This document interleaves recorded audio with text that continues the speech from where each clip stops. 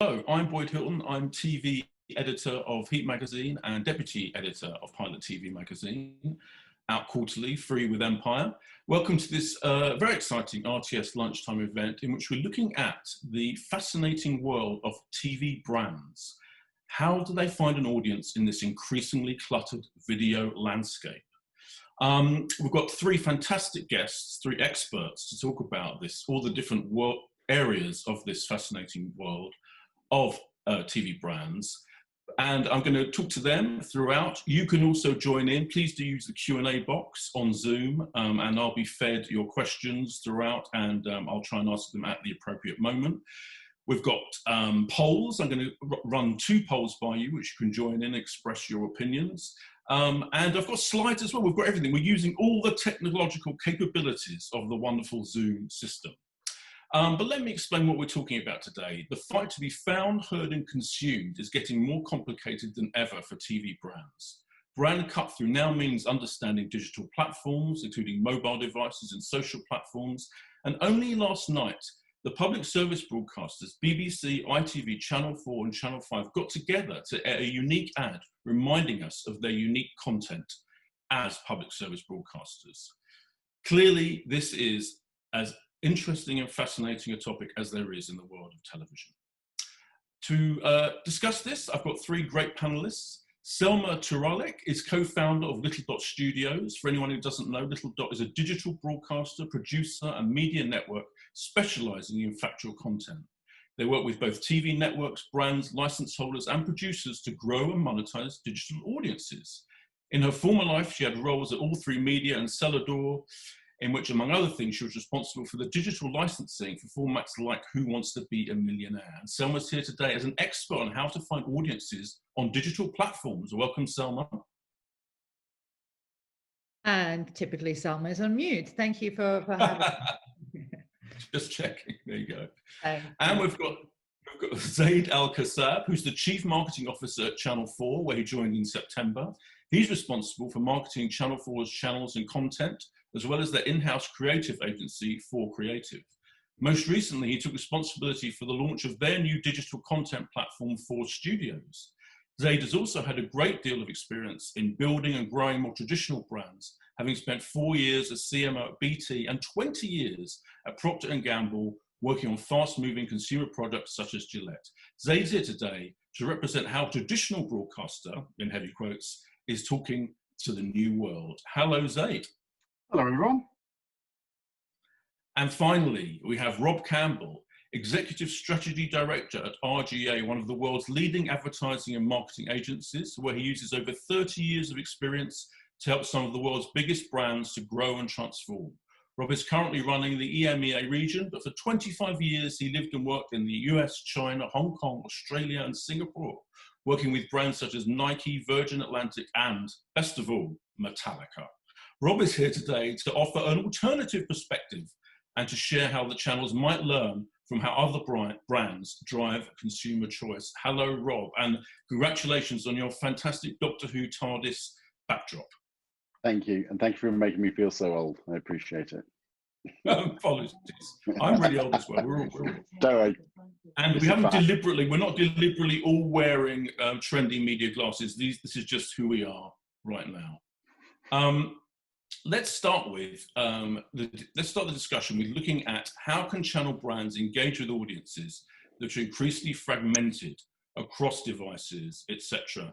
And before we begin the chat, we've got a slide from Thinkbox. Let's have a look at this, which will demonstrate the fragmented landscape for video viewing.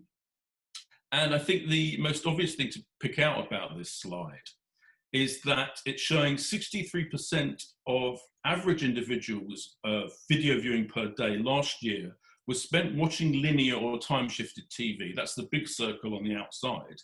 But this figure drops to a pretty incredible 35% when it comes to 16 to 34-year-olds, although note that this doesn't include broadcaster catch-up services.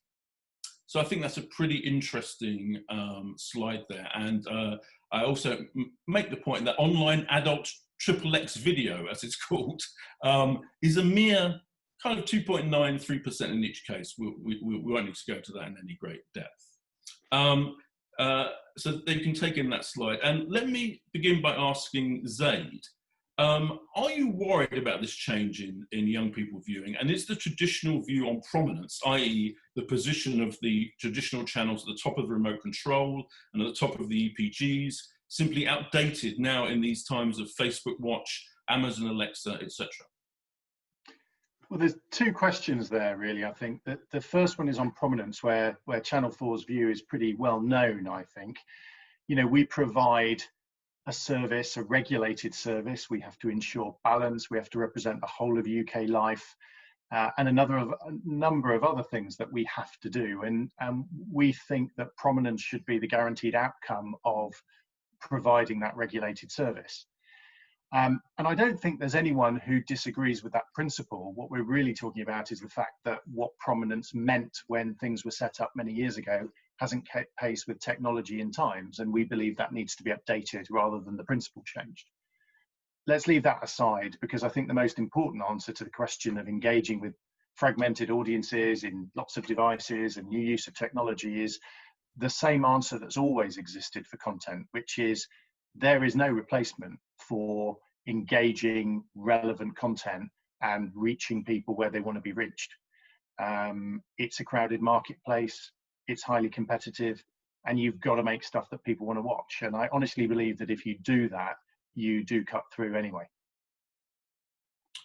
That's interesting. Selma, SVODs accounted for 17.5% of viewing last year versus 23.5% of live viewing for young audiences, which is, you could say, scarily close.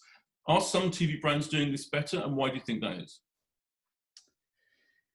Well, I think I just want to take a step back and understand what a definition of a brand is, right? And I think what Zaid was talking about is, you know, this idea that we are creating brands and destinations just doesn't cut it anymore. What drives engagement and what drives audience attachment is really content.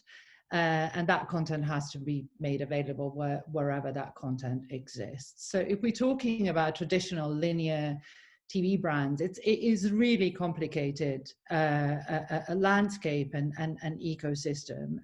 You know, the fundamentals of how we make and broadcast television are being challenged simply because of that fragmentation of that audience. So I do understand how tough it is. I mean, I'm solely focused on digital aspect and trying to get those digital audiences, but how do you keep your core TV linear audiences, but also start to talk to those that are not sitting in front of a TV screen, which I think is the question of a brand.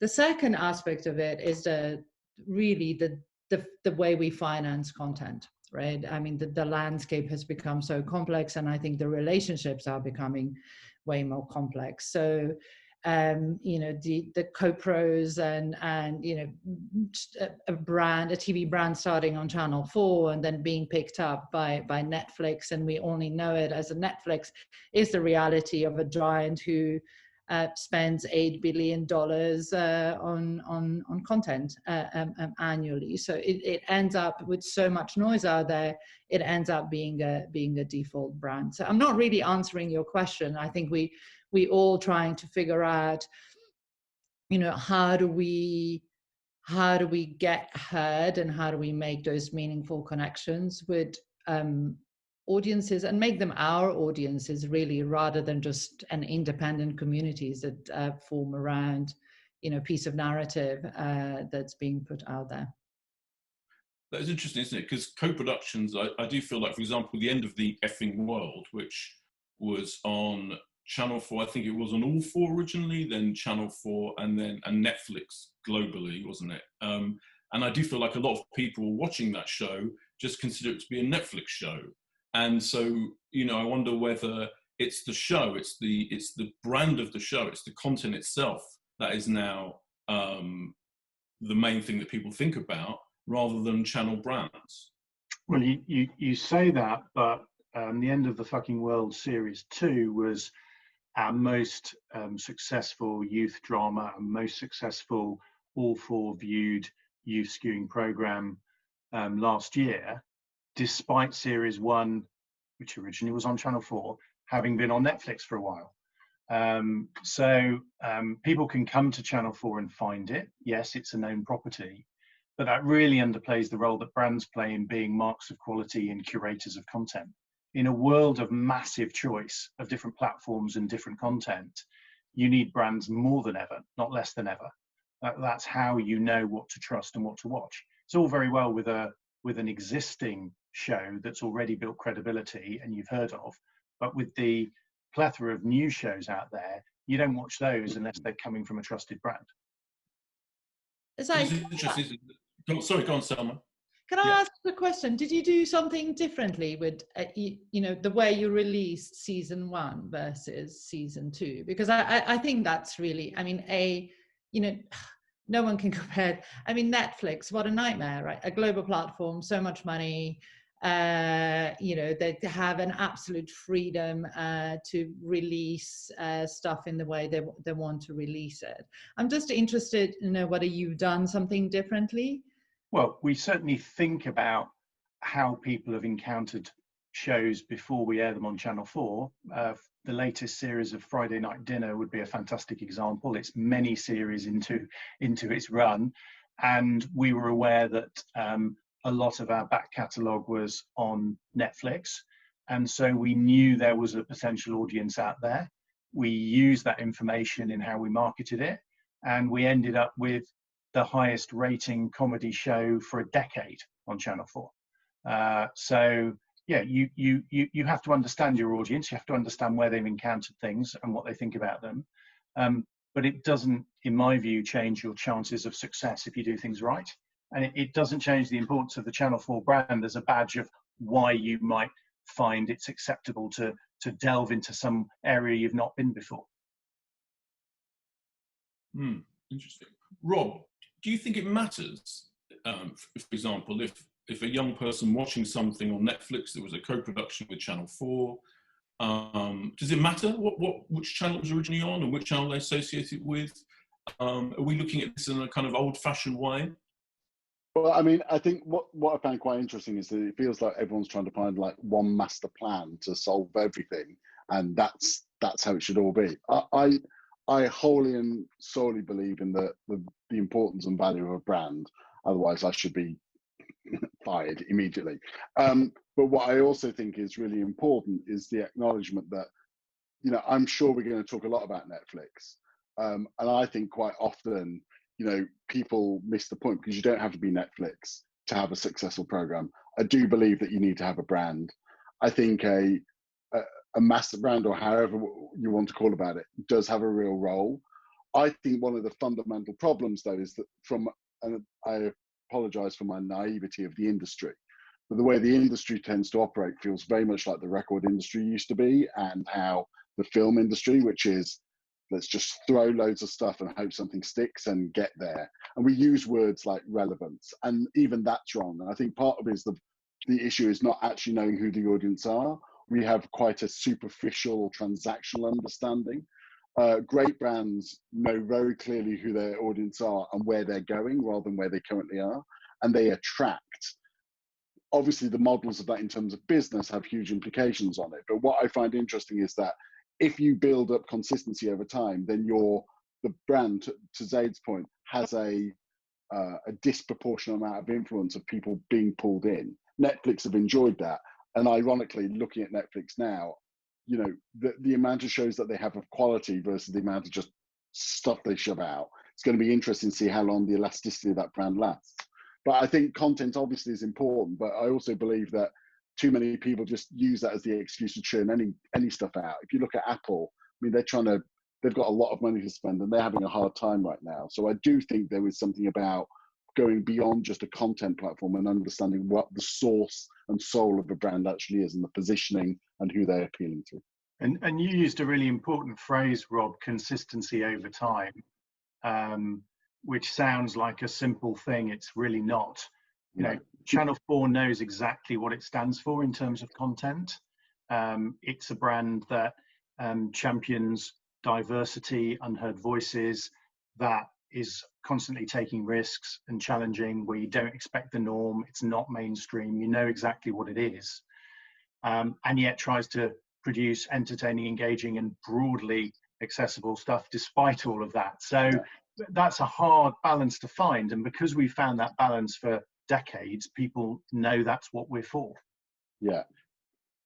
Zaid, does that ad that I mentioned that went out last night on BBC ITV, Channel 4, Channel 5, was that all about that? Was that all about showing that these brands have something over the Amazon Primes and Apple TV Pluses and Netflixes? Well, the genesis of that PSB campaign was actually the first weeks in lockdown, where everyone was turning to the PSBs for information, news and current affairs especially, but also for entertainment because they were stuck in their home. And there was a lot of data saying that trust in many institutions was breaking down, but not trust in PSB news, which was through the roof. And that made us realise there was a moment in time when the particular value of UK public service broadcasting about UK people, almost always made in the UK, for people in the UK, was something very, very powerful that people realised shouldn't be taken for granted. And that was really the purpose of it. It wasn't developed against someone else, it was developed to champion what we're about. We've got a question from the audience actually, which I'm going to put to Selma, I think, which is, do brands need to rethink their content marketing strategies to compete with oversaturation in their news feeds? Yeah, I think it's a dual brand piece, right? Like what is, you know, we had this debate since internet arrived, where we thought internet is going to be this wonderful thing that is going to free us all, and we're going to go off and search for information, right? What sits behind Channel 4 or BBC or a Sky or a Netflix is that subtle understanding of the kind of the narrative and quality and what I think about it. Would I watch Gogglebox would I stop watching Gogglebox if it was on ITV versus Channel 4? I don't know, that's a long standing question. I think the way the industry works and actually creates stuff, I always found fascinating that, you know, as a TV producer, and I'm sure many of you who are in the audience that we can't see are TV producers, that you are trusted for your creativity and innovation and ability to you know, produce these amazing stories, and then you're given money by a broadcaster, and then off you go to make your 1 hour, you know, dramas, and then you come back and you hand it over to some marketing department who go, oh, okay, now I understand that, you know, my audience, and I know how to tell this story. And it's almost like no one ever knows how telly gets made. Whereas if you exist in digital world, everything is way more open, and they, you know, are they super fans versus, you know, people who are trying to steal your content. So from that audience perspective, which I think Rob will know really well, like the traditional brands really understand their audiences so well and where they are, or trying to. I mean, the language of an audience is really, really important, right? Because it's transactional, right?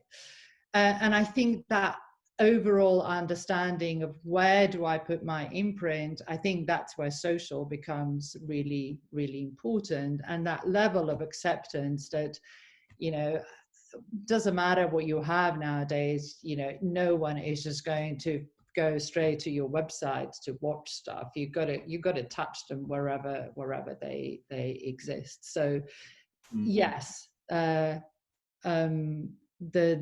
idea of how you market stuff and when you start marketing and how you engage with those audiences, and what is it that you want from those audiences, like, and what is it that they want from you, I think is a really important question that we all have to you know, kind of understand and you know, apply and evolve. I mean, we live by the rule that there is no such thing as a mistake, right? I mean, you know, the constantly tweaking, it's this kind of dynamic dynamic marketing and content creation. You just, you're looking at data, you're looking at feedback, you're adjusting your broadcast schedules on regular basis, the length, platforms, etc.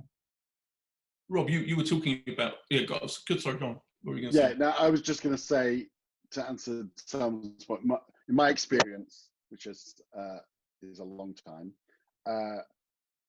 most brands only know what they wish they knew about their audience rather than what their audience really are.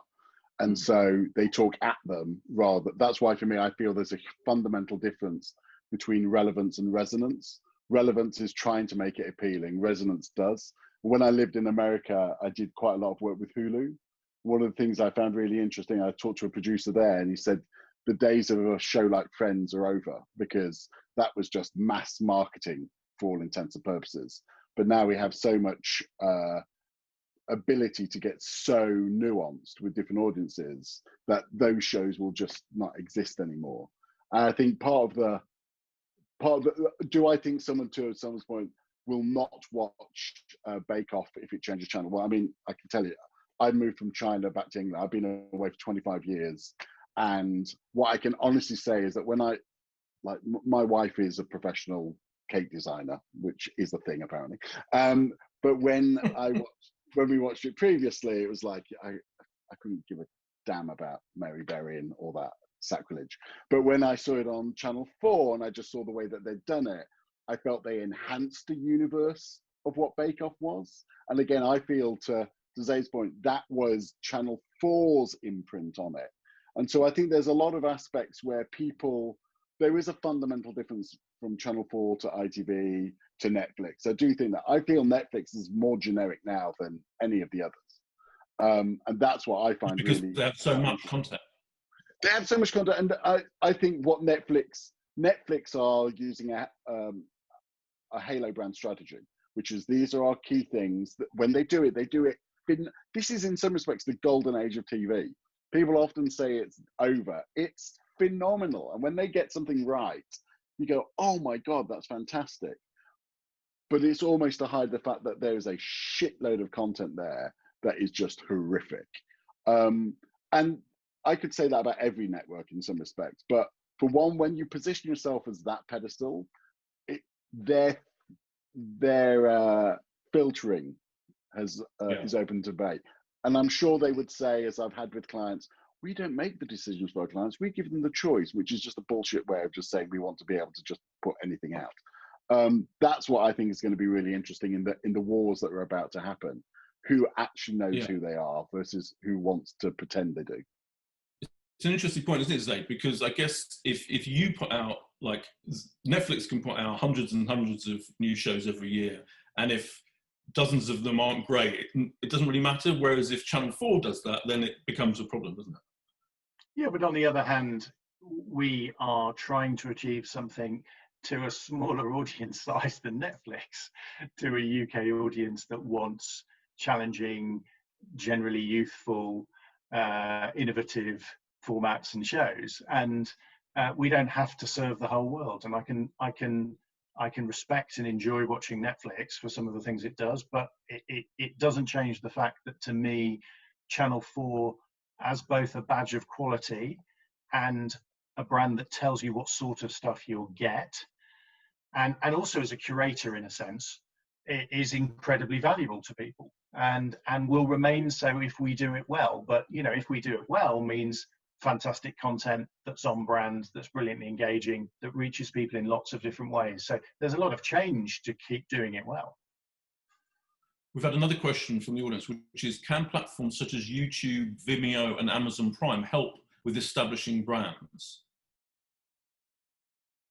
You think, Selma? Yeah, you're nodding. Well, I mean, our business is focused entirely on either, taking existing brands onto the platform and help them figure out how to build these audiences, and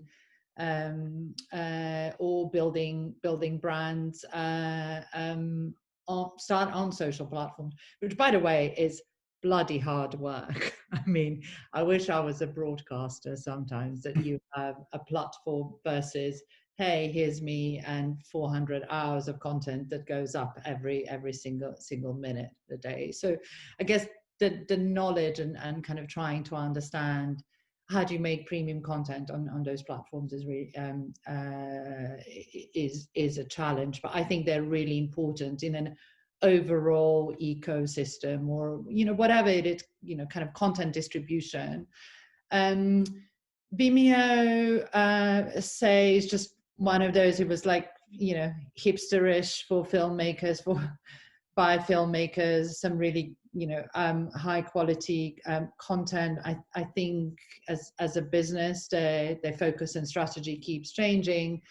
And Amazon, I mean, it's a logistics company that is offering access to a carriage, really, and then as a side hustle they're doing some content as well.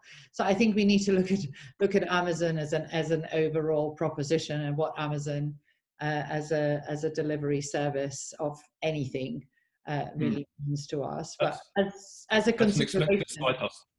Sorry. That's an expensive side hustle, I said. Well, yeah.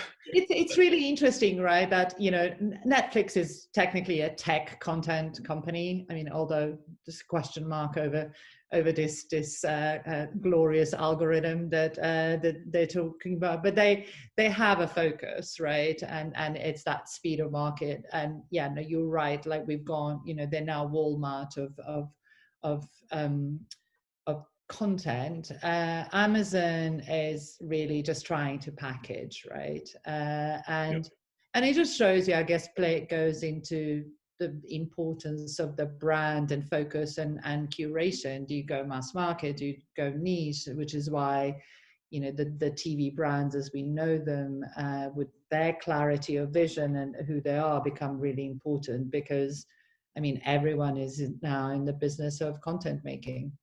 Yeah. We'll talk about this more in a minute, but we're going to have a first of our polls now for everyone. So this is about, will channel brands matter in 5 years? You'll see popping up on your screen shortly, everyone watching this poll, and then you basically select which one you want to vote for, A, B, C, or D, and then press submit. So the options here are, will channel brands matter in 5 years? A, yes, broadcaster channel brands will be as strong as ever. B, somewhat. Broadcaster channel brands will persist, but mostly on live linear viewing. C, somewhat. Broadcaster BVOD catch-up brands become more powerful than linear TV brands. And D, no. Broadcaster channel brands will disappear to be sub-brands to services like Netflix, Disney Plus, and Facebook. So please vote now. Will channel brands matter in 5 years?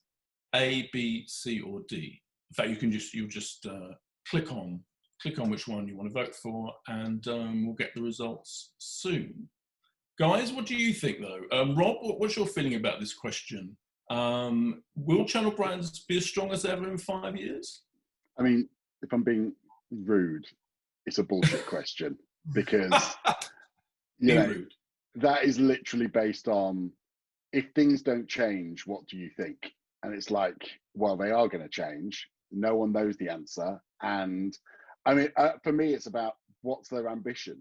Like, I saw the thing yesterday of all the networks coming together. It was done by a beautiful foe of mine who I hold in the highest regard of in common. And it's like, and I think that's great. But even that, I don't think is enough. I feel that the brand should, like Channel 4, they should be going, what are we doing? The thing I find fascinating is everyone looks at Netflix to go, we've got to be more like Netflix. And that's literally playing in Netflix's hand. Like, because no one is going to be better than Netflix. And so they're literally going, be like us, be like that. We're going to fuck up and we'll have it even more. Actually, what everyone should be doing is embracing who they really are, what they really stand for. I mean, because I'm so old, I do remember the first ever time Channel 4 came to market. I remember the Red Triangle movies. Like, they burnt into my mind because it was about mainstream twisted, for want of a better term. And it's like, leading into that, ITV and BBC probably have more complexity because of what the mandate is. But the last thing everyone should be doing, in my opinion, is trying to be a version of Netflix. I think that's what Amazon have got wrong as well. It's like they need an identity, which is why the brand's so important. If they do that, then that question would be valid, and the first box would have been the one I ticked. But based on where it is now, nobody knows, and it was a bullshit question. Thank you. Well, the results of that bullshit question are in. You'll be delighted to know. And the top answer was C, which was that the answer somewhat, broadcaster BVOD catch-up brands become more powerful than linear TV brands. Which is, what do you think of that, Zaid? Does that make sense to you, or is it bullshit? Well, yeah, I'm tempted to give Rob's answer about the question in the first place, but I think the point here is that successful brands tend to have two attributes. They tend to understand their audience incredibly well, and with a few notable exceptions, define that audience tightly enough that it excludes some people and therefore allows you to be polarizing to really work against a core audience. And the second thing they do is they then make that audience feel loved, entertained, given what they wanted, by really doing it how the audience wants. So I don't think that any of the channel brands today will remain successful if they try to be old-fashioned linear brands, as linear viewing declines as the way you view content. But if they look at themselves as tightly around a specific audience, they stick religiously to that positioning, they make content that's engaging, and they let people consume it in lots of different ways. Personally, at Channel 4, we're pretty agnostic about where people consume our content, as long as it's fantastic content that's on brand. So I think that's the way forward. As Rob rightly said, you can't out Netflix. We don't want to be like that. We want to be what we are for our target. Could I just add one more thing, Boyd? Is that because when I first came back to England, which is only just over a year ago, I saw the ITV film, which again I think Uncommon did as well. And there's a line in it. It goes, "TV reflects the times," and it had Trevor McDonald as the final scene. And I saw that, and I was incredibly moved by it, because for the first time I looked at that network differently. It meant something, and it does have to have a bigger place in it. I think the thing that's quite interesting is maybe the good thing about Netflix was it's helped brands go, or the platforms go, we need to get our shit together and who we are. But that's where it needs to stop. It's because to Zaid's point, like not being agnostic on where you're going to have to be, because that's people are going to decide how to watch it. You don't get that choice, but you do get a choice in terms of what you're making, what you're putting out, what you reflect, and what they want to give a shit about. And that's where I think it's going to be really interesting. And that's why I think the poll represents what people are seeing today rather than what the brands need to do for tomorrow. We have an interesting question actually from the audience. How can broadcasters keep their unique identity if the majority of their productions are co-productions? I guess, Zaid, this is for you quickly. Does that affect the identity of Channel 4 if you're making shows with Netflix? No, I don't think so, because you choose which co-productions to enter into, and they've already passed through the gate of, we believe this is on brand. So no, there's thankfully enough pitches in the world for new content that you can pick the ones that are on your brand. Great. Right, let's move on to look at how broadcasters should best preserve their channels and their brands.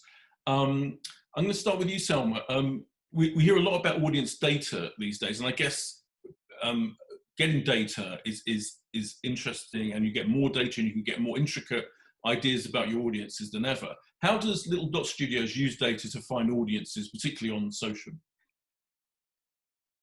Yeah, so you come from telly like overnight, that's it, you live and die by those, and then you go into world of social platforms, and you've got data coming out of your ears. And by the way, that's just what YouTube and Facebook and Snapchat are willing to share with you as a partner, versus the kingdom, the data kingdom they preside over.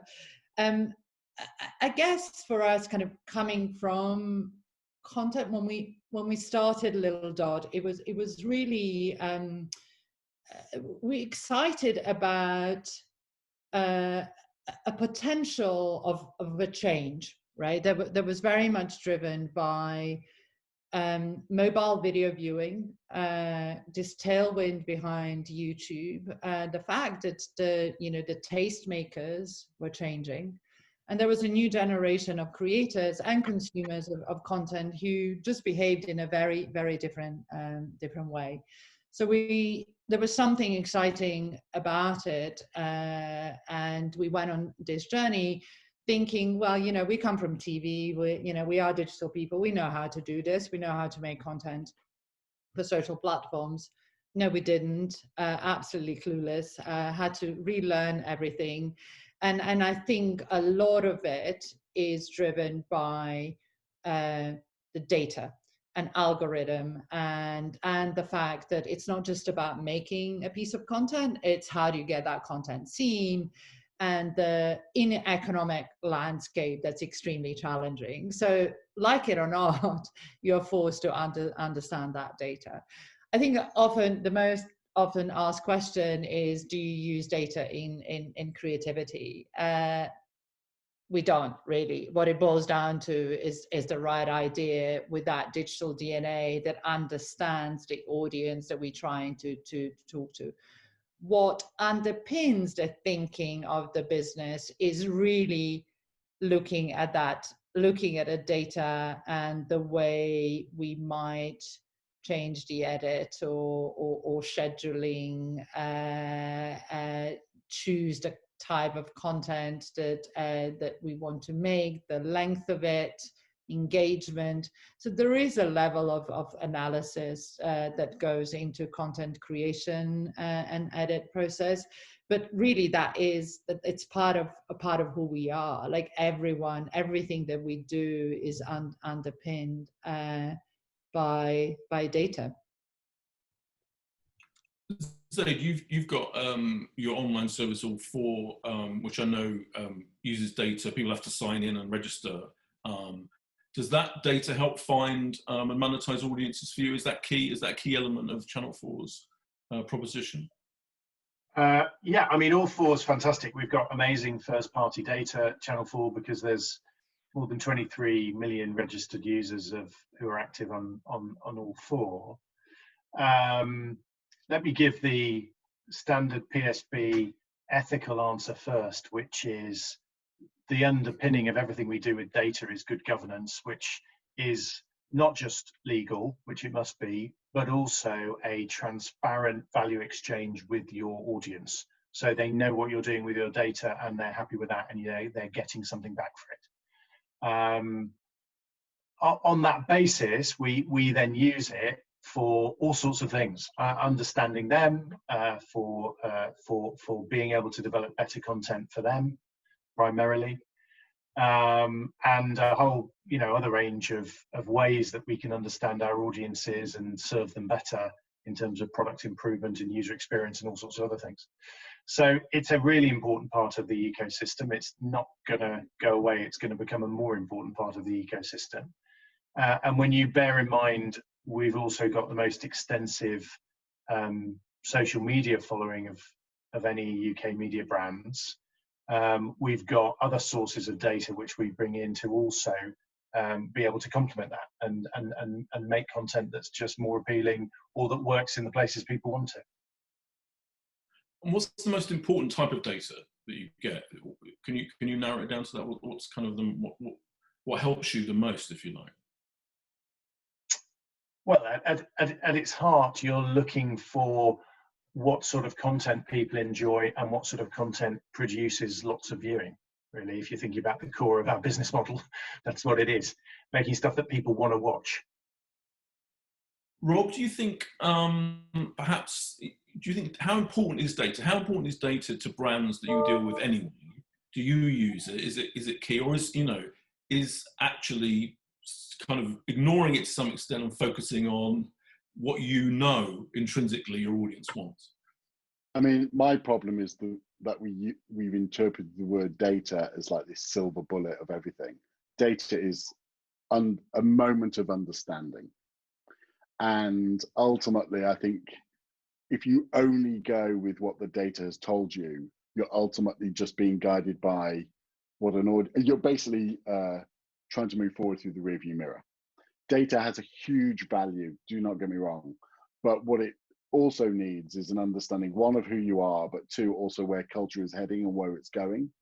I've always, I love radicalism in creativity.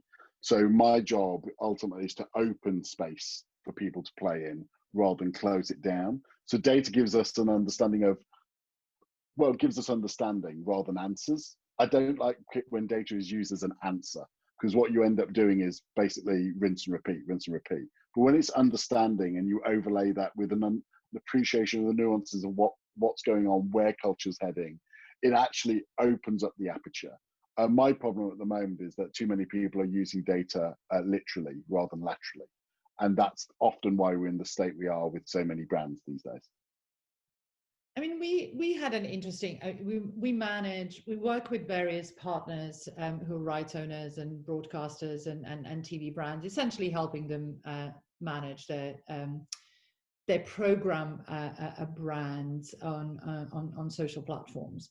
And the scale that we have on YouTube is about 5 to 6 billion views a month. So even in a crazy kind of YouTube numbers, it's significant because its majority of it is a TV content.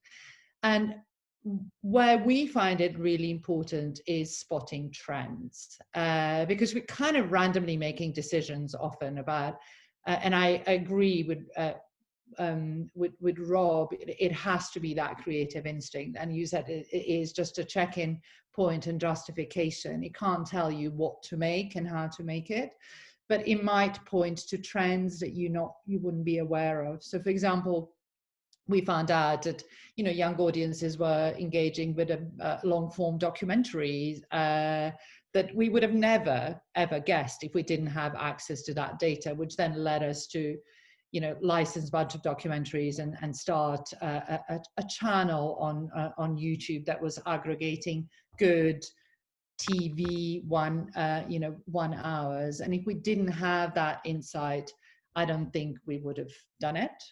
Because instinctively, I said, no, actually, what kids want to watch on YouTube is not a history documentary or a science doc. And so I think it's really useful in that kind of trend spotting and the kind of culture direction piece. Yeah, the only thing, could I just add one thing to that? Because the only thing I think, because I do agree with you, I think culture is created and shared and invented a lot using digital.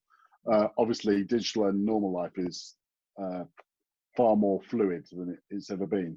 But where I also think it can get dangerous is when people take the insight and again refer back to it literally. So I always joke, J.K. Rowling, which is probably not the most popular person these days as she once was, but if she had based Harry Potter based on digital habits, then Harry Potter would have been one page.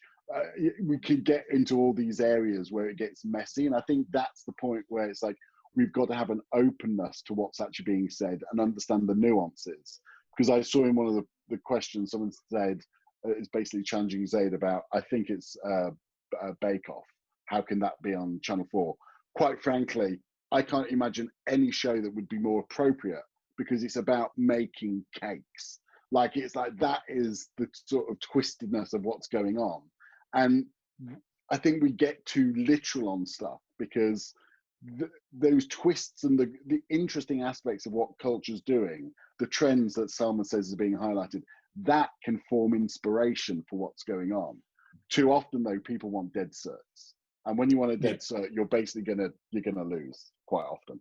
Yeah. But that's really the thing. I think, sorry to jump in, you know, drawing parallels to music industry, right? I mean, we have the grime as a genre that was born and lives on social platforms, and the music industry is going, well, I mean, you work with Nike, so you would know how closely they attach to that piece of culture. So music, all my music conversations now are like, well, why are we not doing this for, you know, country and rock? And you just, you know, it doesn't really, just because it has happened in one aspect of culture or an audience or engagement, it doesn't mean that you can just translate it to everything else. It doesn't, or just take from it. You've got to add to it. You've got to at least add to the culture at the very least. Thank you. We're going to get some data now from our audience. We've got the second poll, and this is in 2 parts. So again, it'll come up on your screen. This is all about which broadcaster and platforms is doing the best with their brands. And then we're going to ask what's doing the worst. So if you can vote first on this one, which broadcaster is doing the best with its brands? Is it BBC, ITV, Channel 4, Channel 5, Sky, Disney, Netflix, Amazon? And, I've got more Apple TV and Discovery / Eurosport. And then the second part, all of those same options again, and we're asking which is doing the worst. So this would be an interesting, unscientific survey of who thinks, of what people think of those brands in terms of positive and negative. And while that people are voting on that, Zaid, we've had another question from the audience about E4 and Channel 4, which I think is interesting, talking of your brands, because obviously E4 traditionally was like the youth Channel 4 brand. Is that still the case? Because I know shows do go from one to the other, and shows that are publicised as being going to be on E4 end up being on Channel 4, etc. Is that an important thing for you? Yeah, it is. And I also noticed a question in there about our youth focus, and if we're about diversity, why don't we have programs for older audiences? I should point out all PSBs work within a regulatory framework, and ours actually specifies youth. That's why. That's always been a part of Channel 4's brand, and we are measured on reaching young audiences. So, you know, there's good reasons for the choices we make. Which is not to say we don't have some programs of very high appeal to our older audiences as well. We do, because we tend to try and find a challenging take on things that still have broad appeal. And E4 is the youngest skewing brand in our portfolio of channels, and is a hugely successful, in fact, the most successful brand in UK media in social channels, through deliberately understanding the younger end of what we all call youngs in this industry, but actually often creeps up into people in their 40s who are not very young. E4 is resolutely at the very young end of youngs. David, Rob, sorry, do you have a, well, how would you vote? I'm interested, as a complete outsider, how would you vote on which broadcasters are doing the best and which are doing the worst? I mean, as much as it pains me, I think Disney does really well, just because, I mean, it does pain me for reasons I can't really go into without being sued. But I just think that they have the infrastructure and the ecosystem and the content. They've done it well. I don't think necessarily they're doing well in terms of really reflecting, going out and getting people, but I think as a, you know what you're getting with that. Who's doing least well is Amazon, mainly because I think there is absolutely a plan being done with Amazon Prime, you know, without a doubt. I mean, Alibaba did the same thing. If you look at Alibaba's model in terms of their investments in China, they were years ahead of Bezos with all of this stuff. And there was an infrastructure that was being created that was ultimately going to serve the whole model. So there is a reason, but I feel at the moment, it's basically like a car with no lights on, driving down a mountain at 3 a.m. in the morning, and somebody's in the back seat. It doesn't really know whether it's going to get to the bottom or just crash. But when they get that sorted out, maybe they have a chance. Well, interestingly, the audience voting agreed with you. So let's have a look at these results. The winner was Disney Plus. 31% voted for Disney Plus, then BBC, then Netflix. And in the worst, Apple TV was the worst, actually. Amazon 17%, Discovery 19%. But I'm wondering whether everyone watched Hamilton when it arrived on Friday, and that's why everyone's voted for Disney Plus. And I did see a stat, I think in America, I think subscriptions to Disney Plus went up by 70% maybe because of Hamilton. I think I saw that. So it does show content. I mean, it's pretty amazing the effect that something like that can have on a brand, isn't it? Thank you to everyone for voting. We're also going to, you mentioned actually how popular E4 was, Zaid, on social. We've got a couple of slides we're going to have a quick look at now, which show how engaged young people are with social and how they talk about TV. And in the first slide, if we can have a look at that, it shows that 50% of all, there we go, 50% of all 16 to 24-year-olds use social media to talk about TV, which I find fascinating because obviously we're often told that young people are not watching TV and they're just engaging social media, but actually they're using social media to talk about TV, which is very interesting, and you'll see that those results there. And then we've got a second chart that shows that 35% of 16 to 24-year-olds follow TV channels on social media. 46% of 16 to 24s celebrities or personalities on social media as well. So just talk a little bit about that, I guess. Is this key for you? Is it you know, there's interesting conflict, isn't there, of technology in a way that we can all watch TV when we want now on whatever device, etc. But then if we're all going to Twitter and talking about the same show at the same time, that's quite an exciting thing, isn't it? And showing people might engage in talking about TV together socially.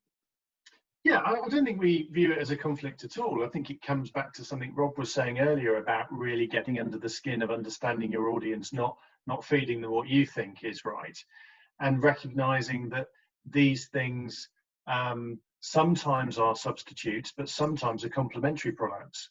And you know, I would point out that big screen TV viewing is going up, and it was going up before we went into lockdown, because people like the experience of, you know, sit back, relax TV in the evening amongst friends or family. That's a good thing to do.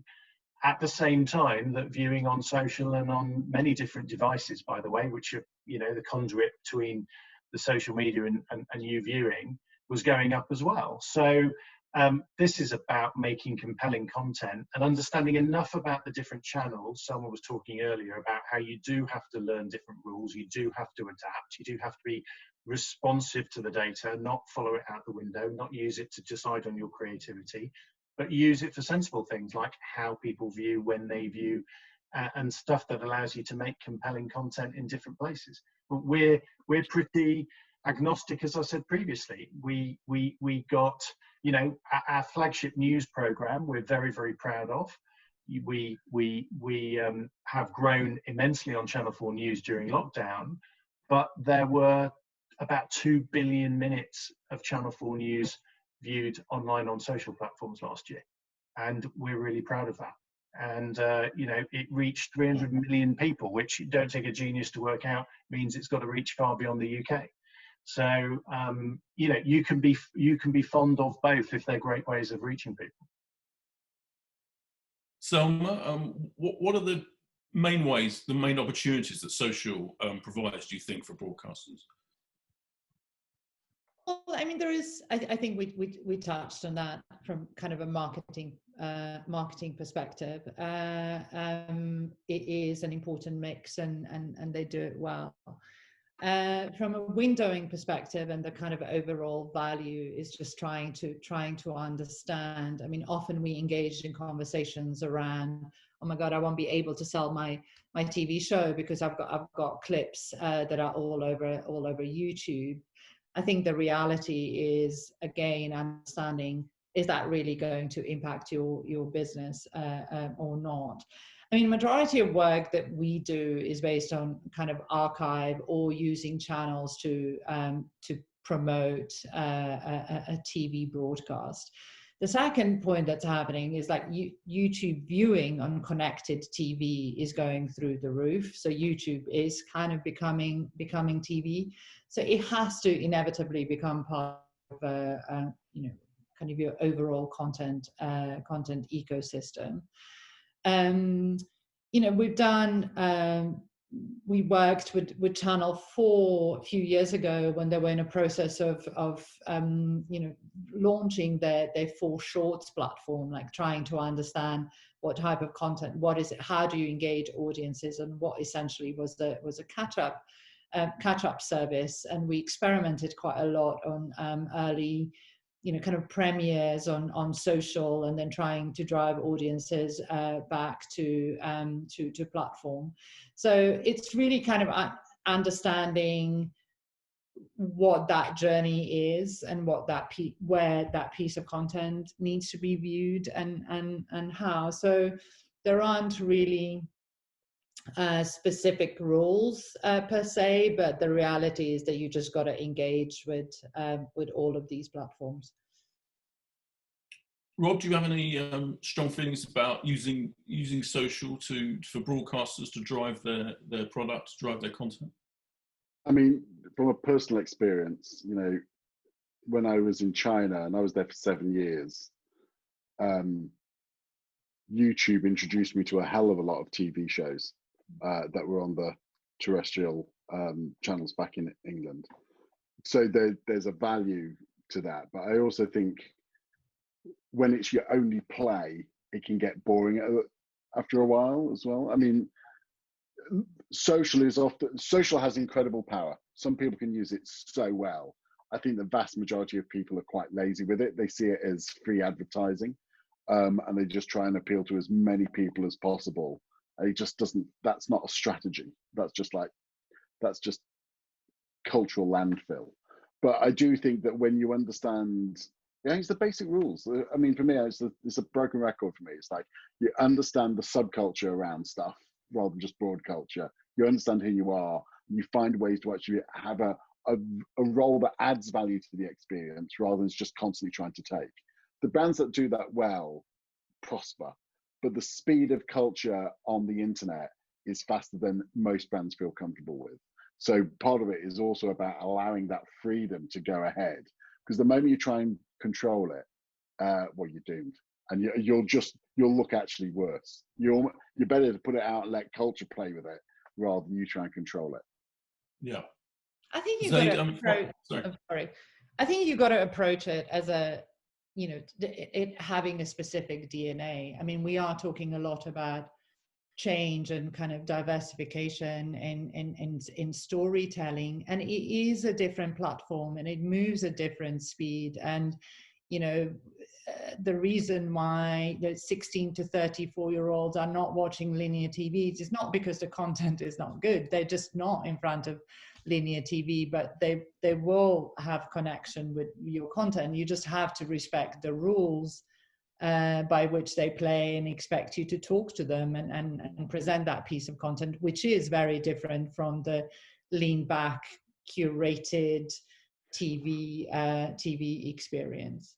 Can I just say one thing to that? Because I do agree with a lot of that, but I also feel that there's this, for some people, that's become a convenience excuse to not try stuff as well. And then someone will, and it'll all change again. There is definitely a different experience. I'm a billion% behind what you're saying. But I think part of the problem with the internet was it was always structured from a marketing perspective about instant gratification. And so it was like go in, get out. And so everything was formulated to do that. And there is a role for the internet to be used in very different ways. There is a way where you could do storytelling in very innovative ways, but people aren't doing that quite often because they're chasing the dynamics of the audience. And while I understand that, those that maybe try some different aspects, I think there's a huge reward there to be had. We're running out of time, but I do want to touch upon that broadcasters using original digital-only content. And I know Zaid, Channel 4 has opened a Leeds facility producing digital content, not initially at least meant for broadcast. Is this part of a crucial new way of thinking for Channel 4? Well, it's part of understanding how our audiences consume content and engage with it. And that facility is doing, I suppose I'll break it down into 3 things. It's doing a marketing job, because a lot of the way that we reach people with our fantastic shows and amazing content is through social channels and content that way. That could be could be clips based, or it could be shoulder content. You know, it's doing an advertising and sales job for us, because at the end of the day, we're still commercially funded, and we have amazing reach on social, and there's brands and advertisers who want to get that reach, and we can create content for them. That's a good thing for us to do in our model. And then thirdly, it's learning about origination. I should declare an interest that we work with Little Dot plenty, and so a lot of our learnings are what Selma's been talking about, but we want to take that further, and having an ability to do some of that ourselves, and learn faster and try things, as Rob was referring to, and test, and sometimes fall flat on your face, and other times come up with a win, is a really important part of where we're going, and we think that offers an opportunity for us to stay in touch with our users and learn more. Great, thank you. We've only got 2 minutes left, so I guess I think we should wrap it up. I'm going to ask just generally, you know, in a few years' time, do you all think, is the landscape going to be that different, or really will broadcasters' brands still be important, kind of as they are now, really? Rob, I'll start you with that. Again, it depends on what they want it to be. If they don't work out who they are and have a positioning, well, a point of view more than a positioning, then they're just going to see their impression decrease. But I do believe that they're not stupid. So as long as they don't want to be Netflix, I think the landscape will change, but it doesn't mean that they're going to disappear. They can have a real valuable role in it. Sure. Selma? Yeah, I mean, I agree entirely with Rob. It has to change, but it has to change fundamentally from how we commission and how we make and turnarounds. And I think everyone be relevant. It's just that the landscape is way more competitive and complex, and it's not just, you know, one commercial broadcaster against the other, against streamers. You know, there are digital first brands that are, you know, popping up that obviously don't have the scale yet, because the fundamental issue is that we reinvented everything bar business models. Like, someone has to pay for this at the end of the day, and it's either going to be a viewer or an advertiser. So, you know, for me at the moment, it just feels like everything is on the move, but everything is slightly out of sync. So I quite like chaos. It would be boring. If it was any other way. But yes, if we are committed to change, then everyone is a fair game and relevance play. Thank you. Zaid, is it scary for you for Channel 4, or are you optimistic and looking forward to the world? No, it's not scary at all. I mean, will it look different? Yeah, of course it'll look different. There'll be some players you haven't even heard about who do it brilliantly. There'll be some old guard who don't change and learn fast enough, who go by the wayside. But we're very well positioned as a brand to do that. We've already got real success in social, so then we know we can. And as Rob kindly said, we're not stupid, so I'll take that. Perfect. We have run out of time, unfortunately, and we could talk about this all day, I'm sure. But I want to thank our speakers so much, Rob, Selma and Zaid. I want to thank everyone for asking questions. Sorry we didn't have time for all of them. I also want to thank RTS Online Series and our producers, David Amodio, Kate Bulkley and Liz Roberts, and also to Jamie O'Neill of the RTS, who sorted out all of the technology, all of the voting and everything, which I think was brilliant. And thank you everyone for joining this event. Have a great afternoon. Goodbye.